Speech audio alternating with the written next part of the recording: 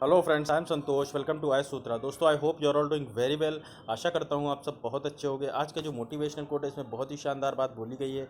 इसमें बोला गया है, there is no elevator to success, you have to take the stairs. मतलब आपको मान लीजिए लाइफ में कुछ भी कोई गोल अचीव करना है या सक्सेस चाहिए ना, तो उसके लिए आपके लिए कोई ये नहीं है कि लिफ्ट लगी हुई है, आप बैठे उस पर और फट से ऊपर पहुंच गए। इनफैक्ट आपको स्टेप बाय स्टेप एक एक जीना चढ़ के वहाँ तक पहुँचना होता है, और इसमें लगती है मेहनत, इसमें लगते हैं आपके एफर्ट, इसमें दिखता है आपका जुनून। तो ये बहुत ज़्यादा इंपॉर्टेंट है, क्योंकि आजकल हर जो नए स्टूडेंट्स हैं या कोई भी नए एंटरप्रेन्योर्स हैं, लाइफ में बहुत सारी बार यही सोचते हैं कि यार बस थोड़ा सा मेहनत करा और डायरेक्ट हमने सक्सेस अचीव कर लिया, अपना गोल अचीव कर लिया। तो ऐसा नहीं होता है। आपको स्टेप बाय स्टेप चीज़ों को सीखना होता है, फेल होना होता है, सीखना होता है, फेल होना होता है, और उन फेलियर से सीखते हुए आगे बढ़ना होता है। This is all what this motivational quote is trying to से।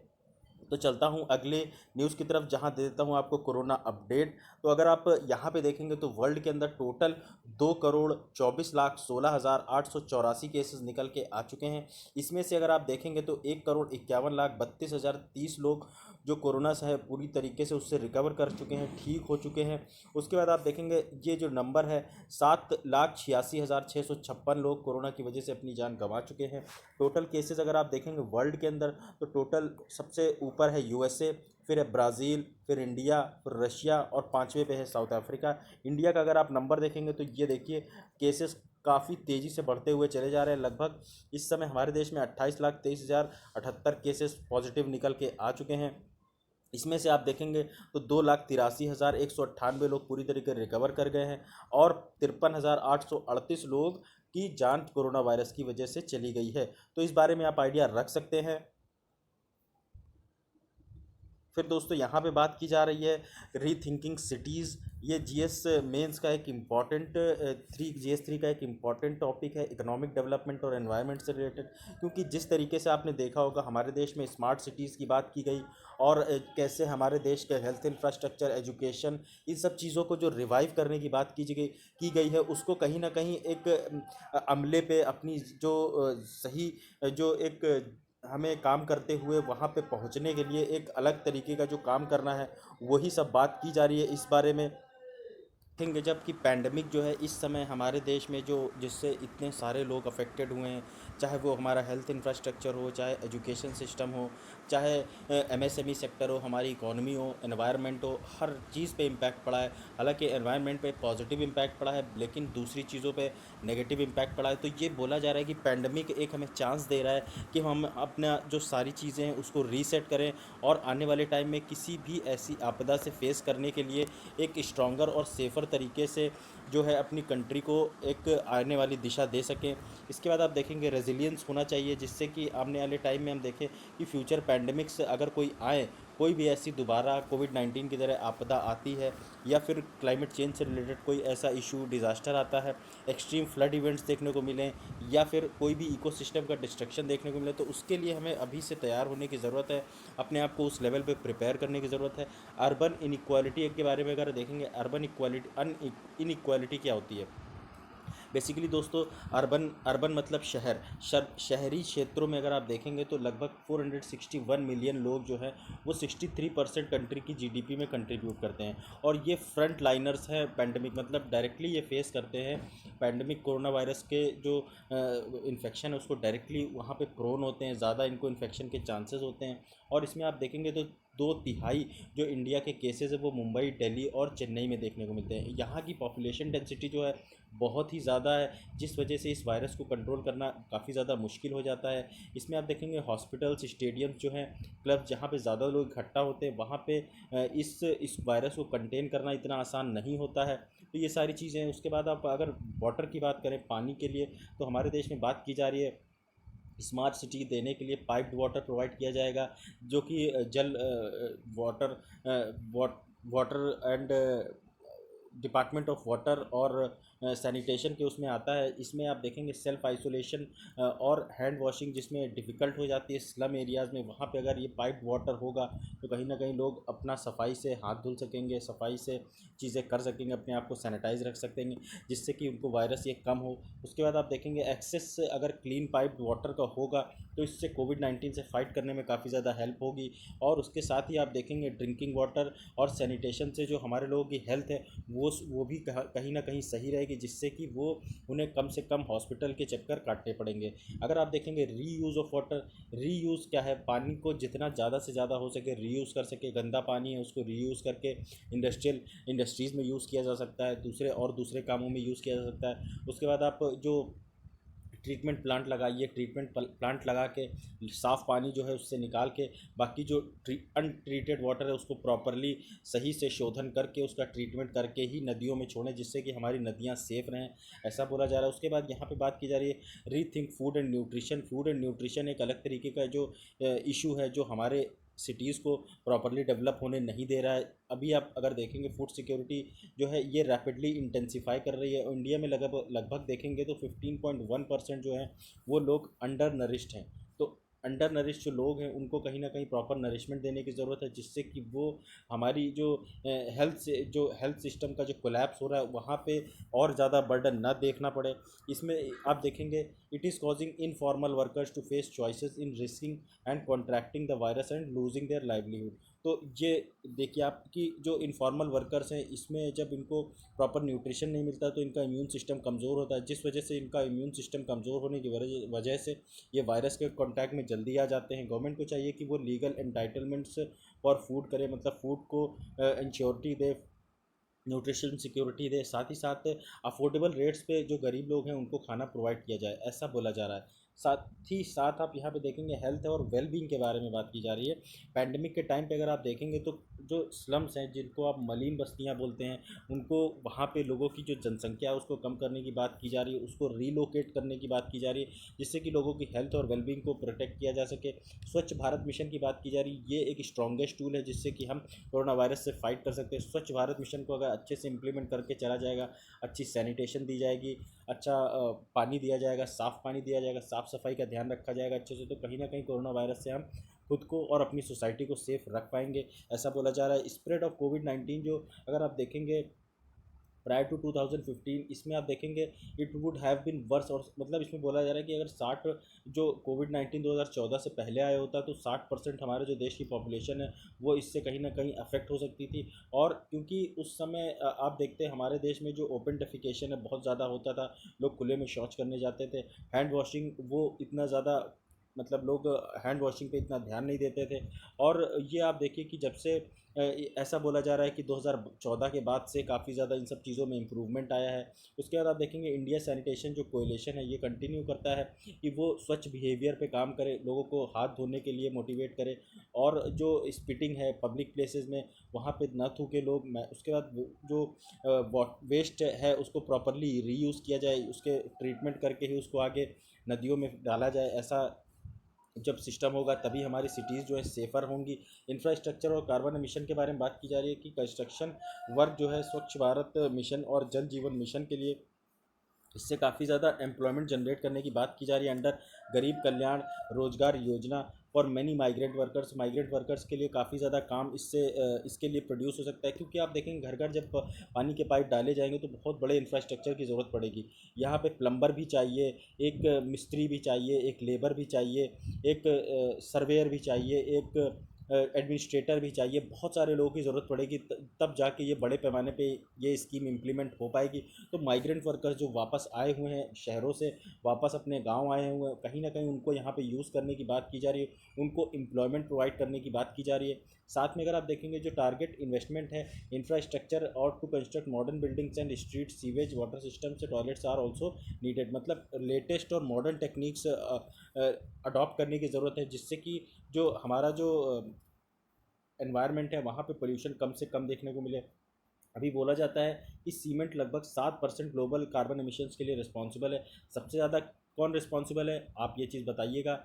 उसके बाद आप देखेंगे इनोवेशंस जो है वो काफ़ी ज़्यादा इनोवेशन चाहिए, जिससे कि हम अपना कार्बन कंटेंट जो है वो रिड्यूस कर सके। और जो आप देखेंगे जो बिल्डिंग्स हैं उनको आप नॉर्मली देखेंगे जो सीमेंट की बिल्डिंग होती है ज़्यादा हीट करती है, तो ज़्यादा उसमें एयर कंडीशनिंग की ज़रूरत पड़ती है, ज़्यादा एनर्जी उसमें एनर्जी कंज्यूम होती है, जिस वजह से एक कार्बन एमिशन एक्स्ट्रा देखने को मिलता है। तो इस सब चीज़ों को कंट्रोल करा जा सकता है अगर अच्छी जो बिल्डिंग है उनकी डिज़ाइनिंग करी जाए, अच्छे उनका वेंटिलेशन रखा जाए, अच्छे मटेरियल का यूज़ किया जाए, जिससे कि ज़्यादा गर्मी अगर पेनिट्रेट ही ना कर पाए तो फिर ज़्यादा ठंडा करने की ज़रूरत नहीं पड़ेगी, ऐसा बोला जा रहा है। डिज़ाइनिंग पे बहुत ज़्यादा ध्यान देने की ज़रूरत है, इससे काफ़ी ज़्यादा एयर कंडीशनिंग रिड्यूस हो सकती है। इंडिया सीमेंट कंपनीज जो है इन्होंने स्टेप्स लिए हैं जिससे कार्बन एमिशंस को कम किया जा सके।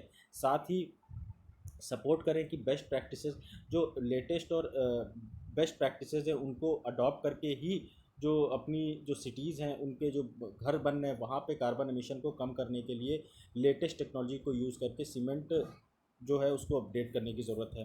फिर यहाँ पावर सेक्टर के बारे में बात की जा रही है कि अभी अगर आप देखेंगे 2/3 ऑफ जो ग्लोबल एम्बियंट एयर पोल्यूशन है, ये बेसिकली इसमें आप देखेंगे कि पोल्यूशन जो है वो pollution deaths are caused by fossil fuels. Fossil fuels क्या होते हैं? जैसे पेट्रोल, डीजल, एयर फ्यूल्स जो हो गए, ये सारे फॉसिल फ्यूल्स होते हैं। इन ये सब जब जलते हैं तो बहुत ज़्यादा धुआं छोड़ते हैं।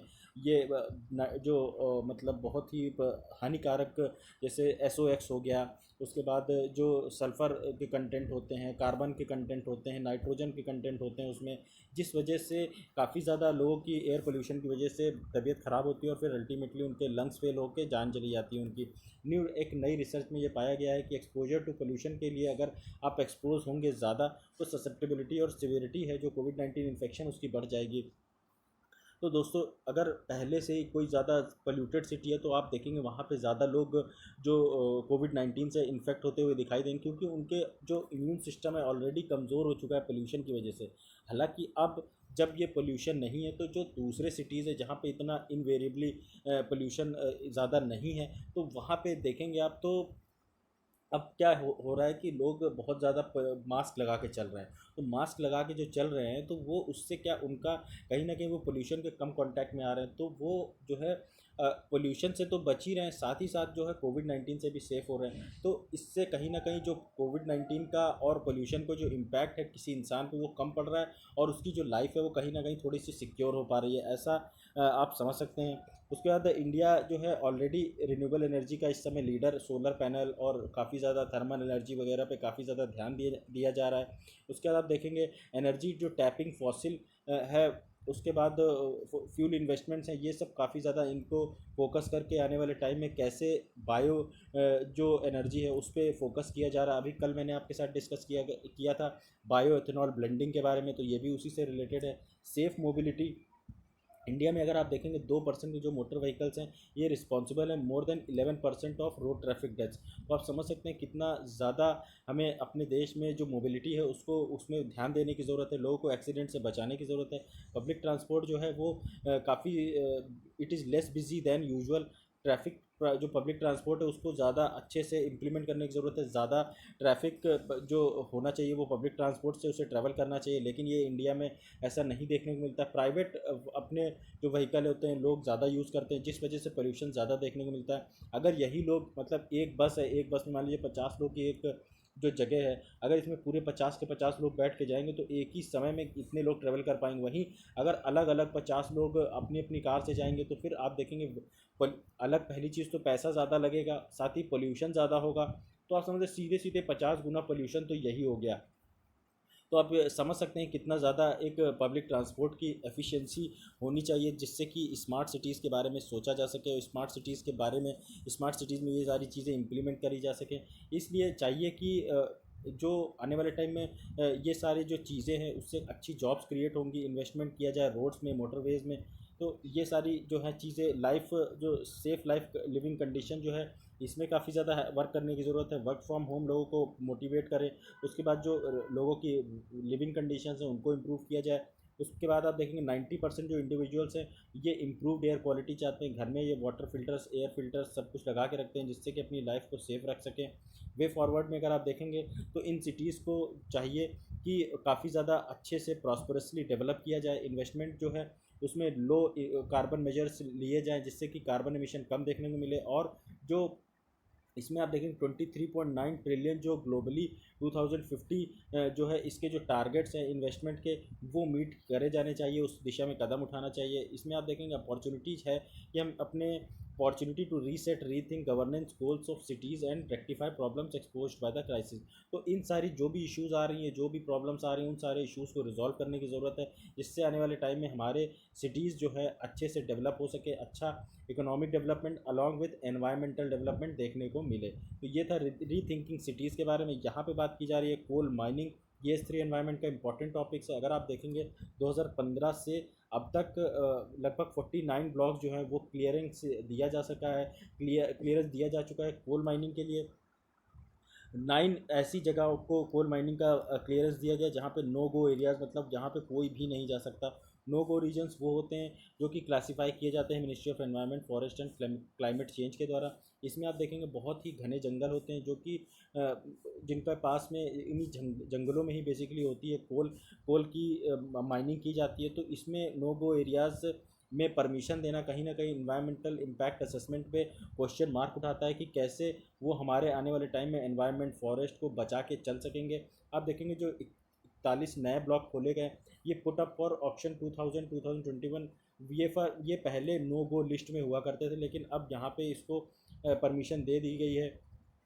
जो नए एलोकेशन किए गए हैं ब्लॉक्स के, उसमें ये बोला गया है कि सेंटर के अंडर में ये सारा काम किया जा रहा है। आत्मनिर्भर भारत अभियान के तहत कैसे हमें कोल से मैक्सिमम एनर्जी प्रोड्यूस करनी है, जिससे कि हम अपना इंपोर्ट बिल कहीं ना कहीं कम कर सके। लोगों जो वेस्टर्न कंट्रीज से हमारी जो इंपोर्ट का जो वो था इंपोर्ट, वो कम करके हम अपने सेल्फ कोल इतना ज़्यादा जब मतलब हमारे देश में है तो अपने कोल को ही क्यों ना यूज़ करें, ऐसा बोला जा रहा है। Underutilization of existing blocks, अभी आप देखेंगे India is not utilizing existing capacity fully. India के अंदर जो क्षमता है उस क्षमता के हिसाब से यूज़ नहीं किया जा रहा है कोल प्रोडक्शन को। 67% जो माइंस हैं जो कि ऑक्शन की गई थी 2015 के अंडर में, वो अभी तक ऑपरेशनल ही नहीं है, मतलब अभी तक उनको वहाँ पे माइनिंग करी ही नहीं जा रही है।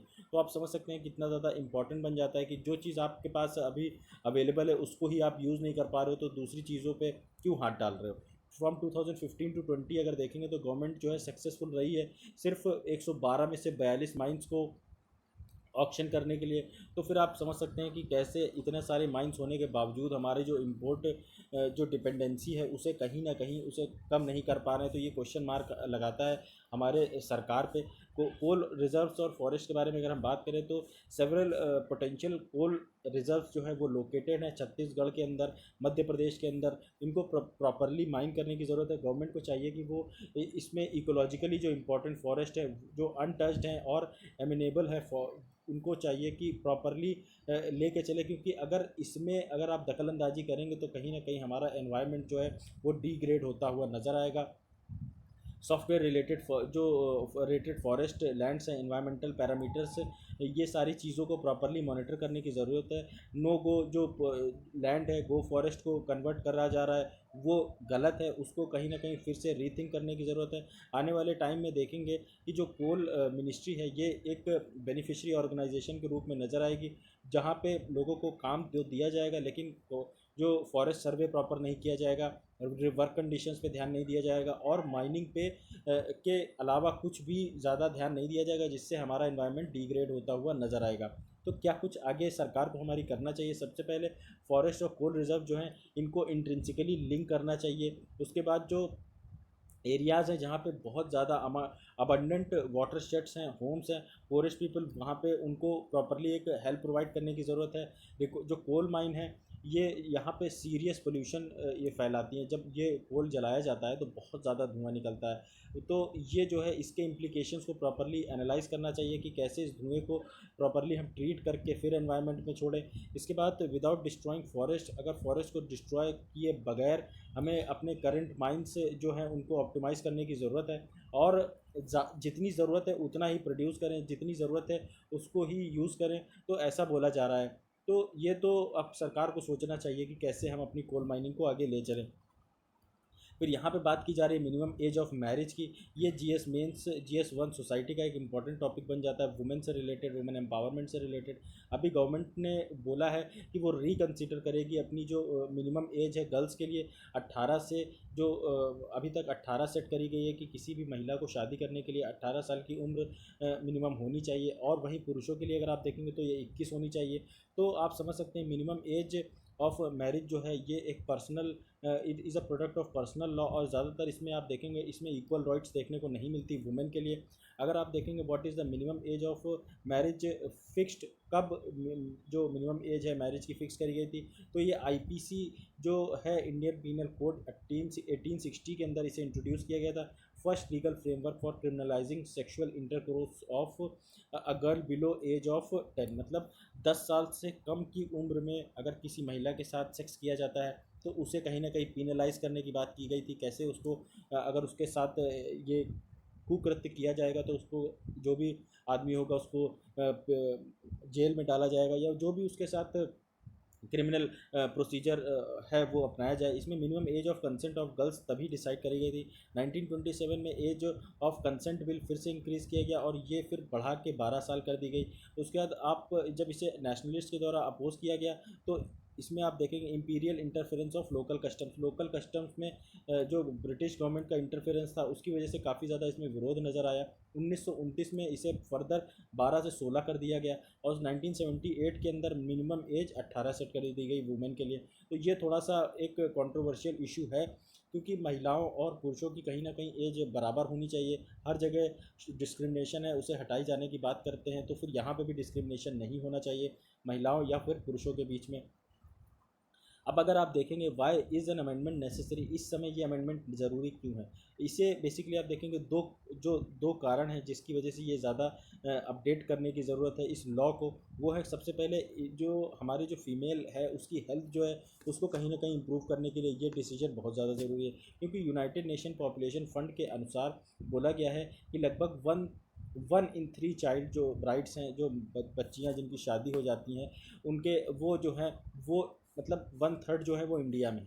तो आप समझ सकते हैं कि 3 में से हर एक जो बच्ची है वो उसकी शादी इंडिया में ही होती है। तो अर्ली मैरिजेस का काफ़ी ज़्यादा हमारे देश में प्रचलन अभी भी है। आप राजस्थान, हरियाणा जैसे एरियाज़ में चले जाइए, आज भी आपको देखने को मिलेंगे। अर्ली मैरिजेस जो हैं इनसे अर्ली जल्दी शादी होती है तो जल्दी बच्चियां जो हैं प्रेग्नेंट हो जाती हैं, और इससे ज़्यादा ये रेट बढ़ जाता है कि वो जो हैं मॉल नरिश्ड हो जाएं, उनका जो मैटरनल हेल्थ है वो अच्छी ना हो, इन्फेंट जो मोर्टिलिटी है, बच्चा जो है उसकी जो जान पे खतरा बना रहता है। मैटरनल मोर्टिलिटी की अगर आप बात करेंगे तो ये कंटिन्यूसली घटती जा रही है हमारे देश में। जब से आप देखेंगे minimum age of marriage is line with this, मतलब अगर जो 18 साल जो रखा गया है कहीं ना कहीं इसे अभी भी कहीं ना कहीं प्रॉपरली मैनेज करने की ज़रूरत है, क्योंकि 18 साल से अभी भी बहुत जगह ऐसा होने को देखने को मिलता है कि 12 साल, 13 साल, 14 साल में बच्चियों की शादी कर देते हैं और उनकी हेल्थ से एक खिलवाड़ किया जाता है। इक्वालिटी ऑफ वुमेन के बारे में अगर आप थोड़ा सा देखेंगे कि यहाँ पे कोई भी लॉजिक नहीं है कि जो महिलाओं और पुरुषों की जो एज है, एज शादी की उम्र है, उसमें डिस्क्रिमिनेशन करने की। इसके बाद आप देखेंगे जो डिफरेंट एज जो है इससे स्टीरियोटाइप जो आप देखेंगे वुमेन वो मोर इसमें दिखाया जाता है कि वो ज़्यादा मैच्योर है women in comparison to man, और इसमें ग्रेटर रिस्पॉन्सिबिलिटी है at younger age in comparison to man. मतलब अगर 18 साल में आप महिला को ये बोल रहे हो कि वो शादी करने लायक हो गई, वहीं पुरुष 21 साल में शादी करने के लायक हो रहा है, तो इससे कहीं ना कहीं ये प्रूव होता है कि कोई लड़की जो है वो ज़्यादा मैच्योर है इन कंपैरिजन टू एक मेल। वो जो मेल 21 साल में मैच्योर हो रहा है वही 18 साल में मैच्योर हो रही है लड़कियाँ। तो कहीं ना कहीं ये डिस्क्रिमिनेशन जो है ख़त्म करने की ज़रूरत है। ये कहीं ना कहीं पैट्रियार्कल जो सोसाइटी है हमारी, पर्सनल लॉज जो कि जहाँ पे हैं उनको चेंज करने की ज़रूरत है कॉन्स्टिट्यूशनली। अब सोल्यूशन अगर आप देखें तो सोल्यूशन तभी होगा जब चेंज किया जाएगा लॉ के अंदर, और ये जो डिस्क्रिमिनेशन है ये एंड किया जाएगा वुमेंस के खिलाफ।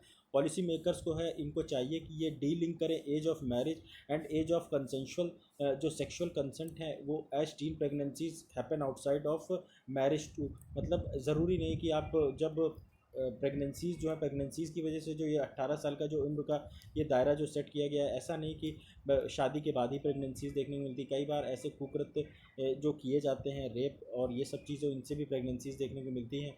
तो सब पॉलिसी मेकर्स को चाहिए कि वो फिर से इस सब चीज़ों पे ध्यान दें, लॉज बनाए जाएँ जिससे कि प्रिवेंट किया जा सके चाइल्ड मैरिज को। प्रॉपर एडमिनिस्ट्रेशन को काम करना चाहिए जिससे कि इन सब चीज़ों को प्रॉपरली मैनेज किया जा सके, बच्चियों की शादी को रोकी जा सके। उसके बाद सेक्सुअल एक्सप्लॉइटेशन जो माइनर्स के द्वारा किया जाता है उनको प्रॉपरली ध्यान रखने की ज़रूरत है, मॉनिटर करने की ज़रूरत है। वेलफेयर मैकेनिज़म्स लगाने चाहिए जिससे कि एजुकेशनल और एम्प्लॉयमेंट अपॉर्चुनिटी बढ़ सके बच्चियों के, वुमेन के लिए, और वो अपनी लाइफ में एक इम्प्रूवमेंट होल सोल इम्प्रूवमेंट लेके आ सकें। फिर यहाँ पे बात की जा रही है पार्लियामेंट्री स्टैंडिंग कमेटी की, जो कि GS2 मेंस का एक इम्पॉर्टेंट टॉपिक्स बन जाता है पॉलिटी का। अभी आप देखेंगे तो हमारे जो चेयरमैन है पार्लियामेंट्री स्टैंडिंग कमेटी के ऑन इंफॉर्मेशन टेक्नोलॉजी, उन्होंने आरोप लगाया है कि कमेटी जो है वॉयलेट कर रही है रूल्स, क्योंकि उन्होंने फेसबुक को बुलाया है कि वो कमेटी के सामने आए और अपनी बात रखें। अब पार्लियामेंट्री कमेटी होती क्या है? पार्लियामेंट्री कमेटी को बेसिकली आप देखेंगे एक्सटेंशन ऑफ पार्लियामेंट, मतलब पार्लियामेंट का ही एक एक्सटेंशन होता है। इसमें जो लेजिस्लेटिव और बिजनेस और एग्जीक्यूटिव इसमें जो है काम करके मिल के काम करते हुए नज़र आते हैं। हाउसेज ऑफ पार्लियामेंट जो हैं इसमें लिमिटेड टाइम में बहुत काम करते हैं। स्टैंडिंग कमिटीज़ जो हैं ये इनका जो टेन्योर है वो कंटिन्यूस है through out the tenure of house, मतलब जब तक हाउस का टेन्योर चलता है तब तक ये चलती हैं। इसमें आप देखेंगे there are appointed selected house of nominated, जो नॉमिनेटेड लोकसभा के स्पीकर होते हैं, नॉमिनेटेड बाय लोकसभा स्पीकर, जो लोकसभा स्पीकर के द्वारा नॉमिनेट किए जाते हैं या फिर राज्यसभा चेयरमैन के द्वारा नॉमिनेट किए जाते हैं, वो लोग इसमें इस कमेटी में काम करते हैं। और इनका अगर आप देखेंगे they work under the direction of presiding officer, मतलब चेयरमैन या स्पीकर के अंडर में ये काम करते हैं।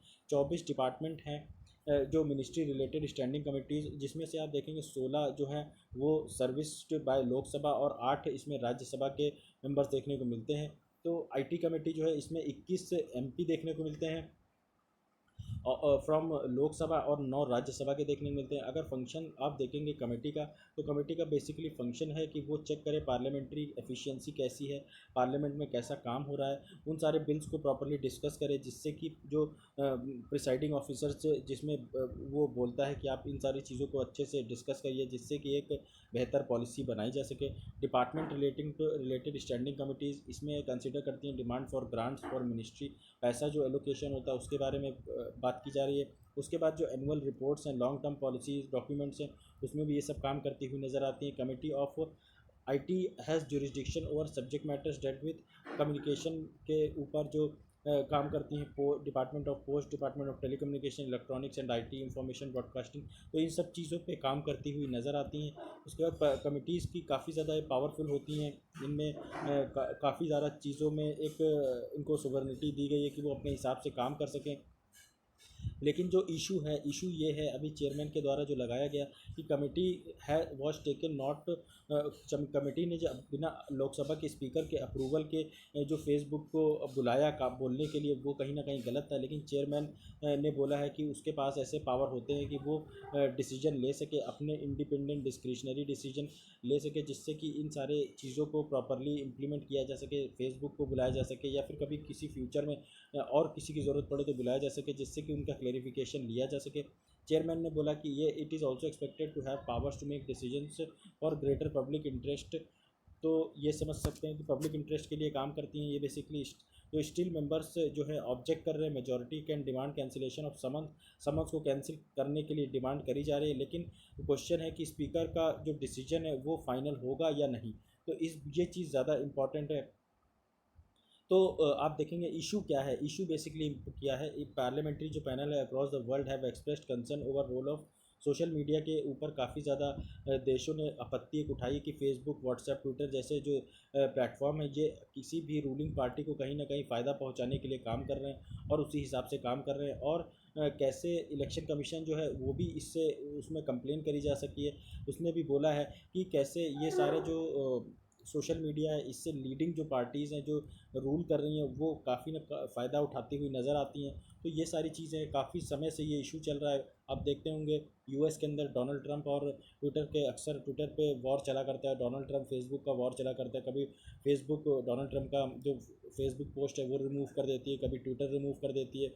तो ये सारी चीज़ें जो है मैनिपुलेटिव हैं, इनको कैसे जो सोशल मीडिया मैनिपुलेट करता है बड़े बड़े जो लीडर्स होते हैं उनके हिसाब से, तो आप समझ सकते हैं इन सब चीज़ों को पे लगाम रेगुलेशन लगाना बहुत ज़्यादा ज़रूरी है। इसके लिए ऑपोजिशन को मजबूत होना चाहिए और साथ ही हमारे जो देश की रूलिंग पार्टी है उसको भी ये चीज़ समझनी चाहिए कि ट्रांसपेरेंसी अकाउंटेबिलिटी के लिए कितनी ज़्यादा इंपॉर्टेंट है। तो दोस्तों ये था आज का टोटल लेक्चर। अगर आपको मेरा लेक्चर पसंद आया तो प्लीज़ लाइक करिए, लाइक करने का मन नहीं है तो डिसलाइक करिए, जो भी आपको इशू लगता है कमेंट करिए, ज़्यादा से ज़्यादा शेयर, सब्सक्राइब और thanks a lot for watching this video. अगर आपको मेरे इस लेक्चर की PDF चाहिए फ्री ऑफ कॉस्ट तो आप मेरे टेलीग्राम चैनल IS सूत्रा से जाकर डाउनलोड कर सकते हैं। थैंक यू गाइस, जय हिंद।